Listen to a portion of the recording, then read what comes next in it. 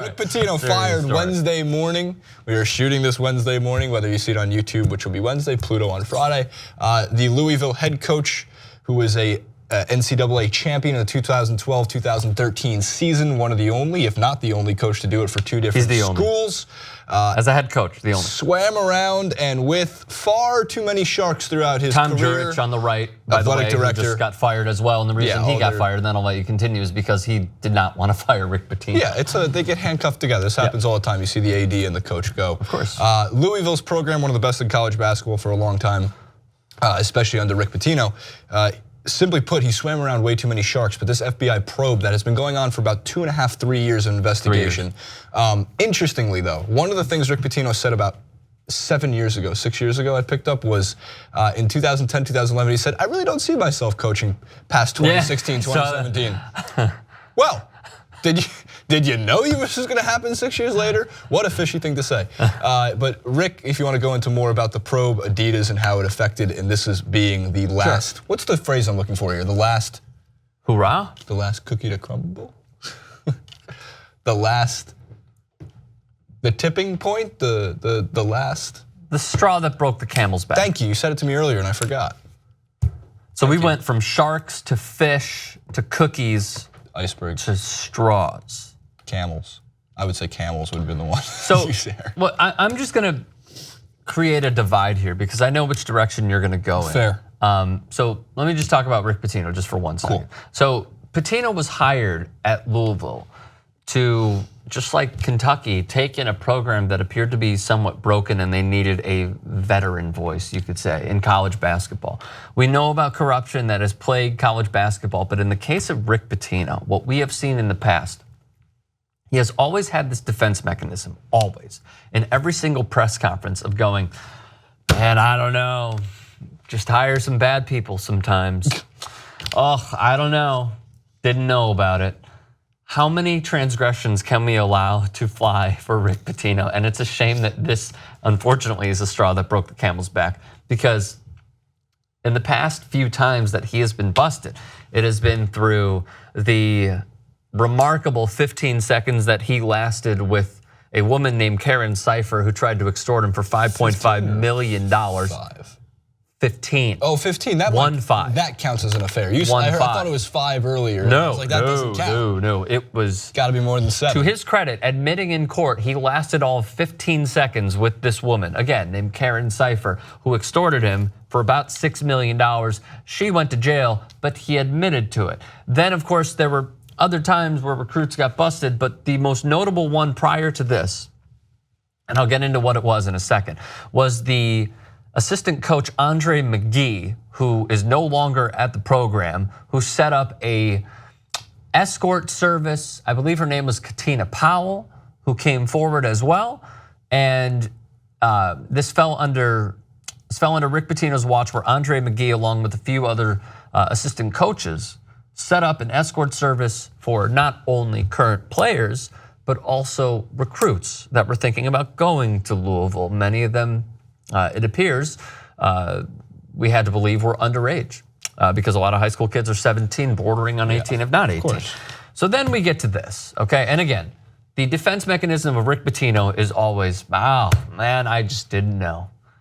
How don't you know that this stuff is happening? I understand if you want to go through like, oh, I can't believe my recruit texted this to some person or some girl and da-da-da. Like, yeah, that's fine. But if it's this widespread, big problem. Now we get to the last one, where Adidas offered, there was like the middle ground with Louisville, which is an Adidas school, and the brand of Adidas, where they use Louisville and assistant coaches to pay recruits to go to their Adidas sponsored school, Louisville, about $100,000, if not $150,000 or more. And then in return for doing that, those recruits would then sign on with Adidas when they make it to the National Basketball Association. So if, again, as Jason said, it was a long-ranging investigation for the FBI. Rick Pitino is just one. Dan Wetzel went on Dan Patrick saying that there are going to be many, many other coaches, many others. And we look forward to seeing that, because this widespread corruption that is going on in college basketball has plagued what we thought was a great game in the 80s and 90s and has turned it into a complete and utter sham. Look, Rick Pitino's answers obviously are indefensible. When he always would talk about how it's, I don't know, not on my watch, and texting and bad people. I just realized one more thing real quick. He would always default to, and tell me if you remember this, he would always default to 9/11.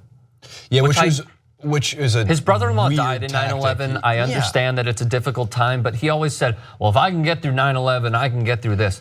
Like bringing up your brother-in-law's name, bringing up his name in a recruiting scandal, a corruption scandal, an escort scandal.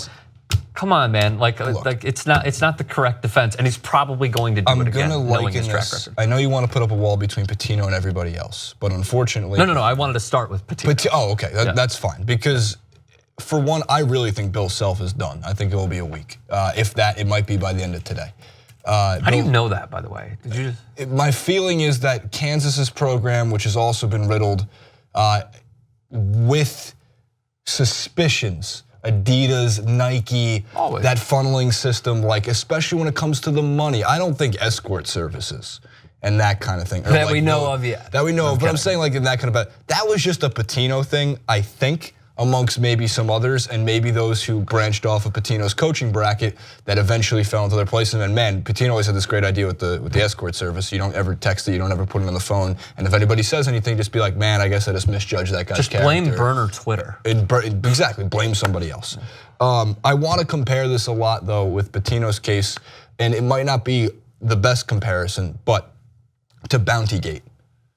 You can put all of Bountygate. You can put all of it on Sean Payton if you want, but then you're not seeing Greg Williams as well. Right, but you're not seeing the big. Well, again, Sean Payton is the one who is at the top. Overlooking it's everything. his system. You can put it all on Sean Payton if you want, and what Sean Payton was doing was despicable. Having said that, if you don't think at least 50% of the teams had an exact same system in place, that they didn't read the injury reports and say, hey man, Cam Newton's ankle's a little bit busted. Sure. Couple of those tackles, you gotta go low. Now, when people say, how do you know that or why do you know that? It's common sense. It's simple. You're playing against your opponent, you wanna beat them. In a physical game. In a physical game. I'm not saying if, shoulder is hurt, you take your helmet and you jerk it into his shoulder after the tackle as a late hit. I'm saying when you're coming out the blind spot and you got a clean shot on his shoulder, if he's a little bit banged up, that's what you're gonna do.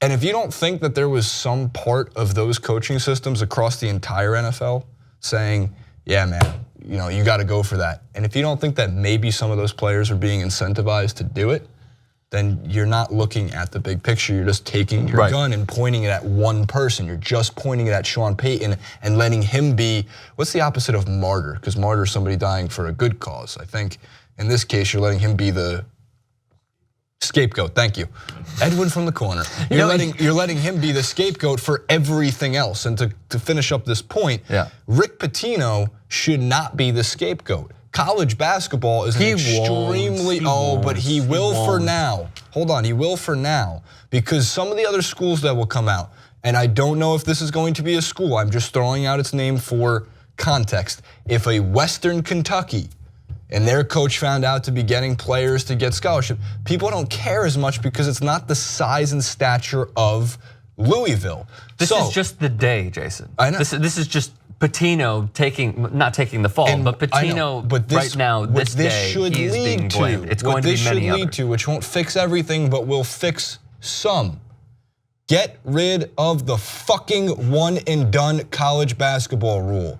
There has been corruption in college sports for many years, but not nearly the amount of corruption scandals and shady recruiting tactics and anything to get a high school recruit to come to your school, more so in the last 10 years than in the 50 years before that combined.